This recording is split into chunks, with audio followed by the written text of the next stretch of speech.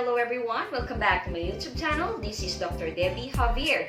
Before I'm going to present the lesson for today, I would like to remind you to please do a thumbs up in this video, and please don't forget to subscribe and click the notification bell for you to be notified every time I have a new video. So today's video is about types of speech according to purpose. So this one can be very useful in oral communication subject and purposive communication subject.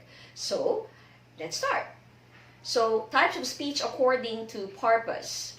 So there are three types of speech according to purpose. We have informative speech, persuasive speech, and argumentative speech. So let's start first with the informative speech. So what do you mean by an informative speech? An informative speech tells something about people, events, processes, places, or things. So they just give information about people, events, processes, places, or things, just to reiterate. Then there are three types of informative speeches that help build a thesis statement and clarify the ideas that the speaker wants to convey. So we have speech of description, speech of explanation, and speech of demonstration. Let's tackle them one by one. What do you mean by speech of description? So a speech of description gives a clear view of the topic by answering who, what, and where. To describe people or objects, the main points are usually placed in chronological, topical, or narrative pattern. Okay, how about speech of explanation? What do you mean by that? So speech of explanation is intended to give a clear interpretation of a topic.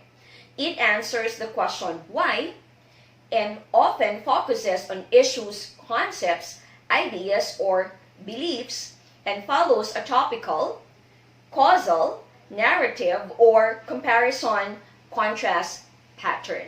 So your objective for speech of explanation is simply to explain something. While for number one, you describe. For number two, you have to be able to explain something. Next, we have speech of demonstration. What do you mean by speech of demonstration? So speech of demonstration clarifies a process or procedure. It answers the question how or the way something works, functions, is accomplished, or is done.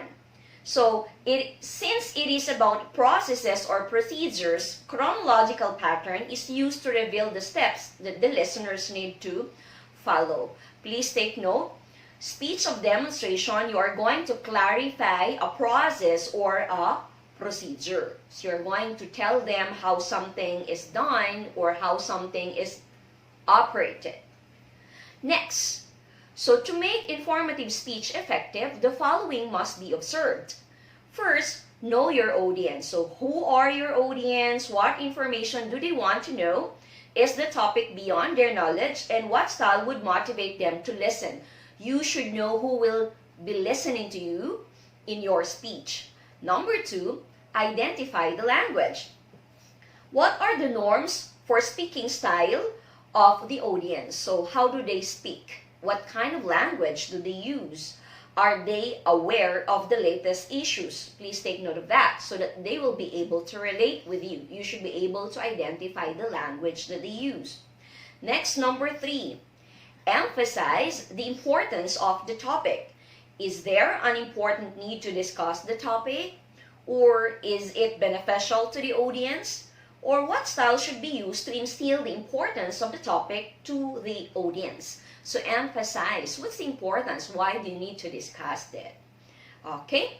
Next, we have the persuasive speech. What do you mean by a persuasive speech? So a persuasive speech attempts to convince or influence people's beliefs, attitudes, intentions, motivations, or behavior. So when you do persuasive speech, you wanted to convince people about something that you believe in.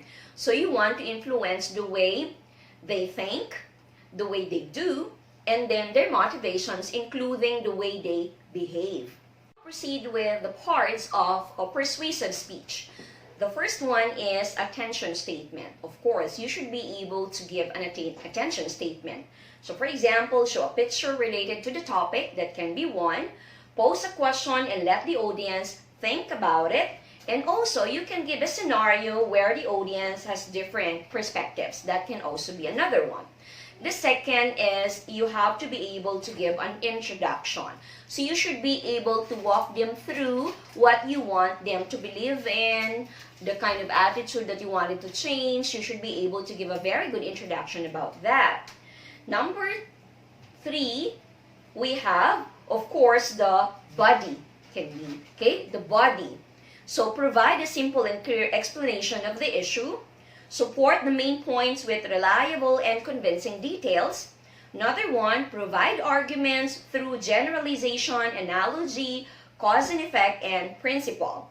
And also, you can show the audience how they will benefit from the solution being offered by you as the speaker.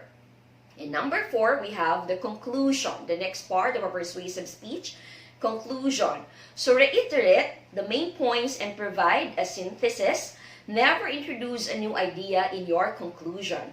And then, of course, provide the impetus and means to act. So may I repeat, the parts of a persuasive speech, we have attention statement, introduction, body, and then the conclusion. Third, we have an argumentative speech. So an argumentative speech aims to persuade the audience to alter their viewpoints on a conscientious issue. So there are certain techniques in argumentative speech. The first one is appeal to authority. What do you mean by appeal to authority? You can, for example, cite people in authority or important people or experts that can make your argument seem more convincing. So for example, it can be a statement coming from a famous personality, a reliable person, or an official, an administrator, because this one would make your speech more reliable. When you appeal to authority, people would actually believe in you right away when you are going to make use of statement coming from, I should say, famous personalities. Next, we have appeal to reason. What do you mean by appeal to reason? So you have to be able to give them facts, numbers, information, and logic that can be very convincing. So for example, result of researches, so that you'll be able to convince them to really believe about something that you want them to believe in. And then we have appeal to emotion. So getting people to feel happy, sad, or angry can help in your argument. If you can make them happy, then maybe you'll be able to really get them to believe in you, or make them sad, or make them angry. Another one, appeal to trust. So if people believe and trust in you, you're more likely to persuade them. So you have to be convincing. Okay? So appeal to trust. So make people believe and trust in you. So you should really be very smart in convincing them. So, for example, you can say statements like, believe me, I've been there before, or I have already experienced it, or I personally did that. I'm just like you. So those are some statements that could appeal to trust. Next, we have plain fox. What do you mean by plain fox? So when you say plain fox, meaning to say, you make people sound like you are an average person. So people will believe you if you appear to be an average person or an average Joe. So if they think you are different from them, then it will be very difficult for you to convince them. Another one is what we call the bandwagon. So if everyone believes it, it must be true. So please take note of that. A lot of politicians usually make use of this one. Okay? So make people think and see and feel that everyone is doing it. Okay, for example, 9 out of 10 person is using this kind of product, so it must be true.